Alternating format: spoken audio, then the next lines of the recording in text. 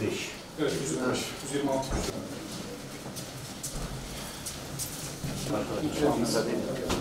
Bir müsaade edin bana.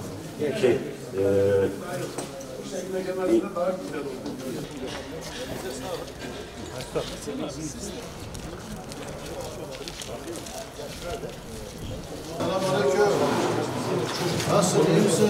Şöyle geçeceğiz. Başkan mı? Başkan da aşağıda Gel ayağım.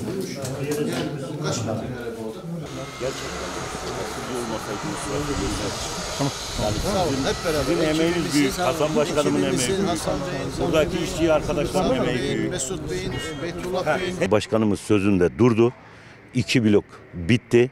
Bu 2 blok önümüzdeki hafta başkanımın sayesinde onun katılımıyla anahtar devir teslim törenlerini hak sahiplerine verecek. O geri kalan 2 blokta başkanımın söylediği gibi okullar açılmadan önce onlar da hak sahiplerine teslim edilecektir.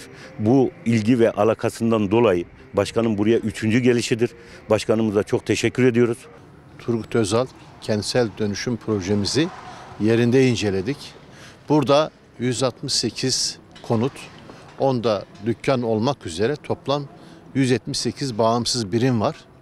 Bugün bu işler 2 blokta, A ve B blokta toplam 80 bağımsız birimde bitme seviyesine getirildi. İnşallah geri kalan 2 bloğumuzu da 2025 yılının Eylül ayından önce Ağustos gibi bitirip hak sahiplerine teslim edeceğiz. Bu süreçte emeği geçen tüm çalışma arkadaşlarıma, yöneticilere teşekkür ediyorum. Ayrıca bu sürecin hızlandırılmasında katkı sağlayan yine hak sahiplerine, Hanifi Bey'e ve diğer arkadaşlarımıza, hanımefendi kardeşlerime de teşekkür ederim. Onlar da biz gelir gelmez bize geldiler, mağduriyetlerini görmemizi sağladılar. Bu da bizim için bu işe aciliyetle bakmamıza sebebiyet verdi.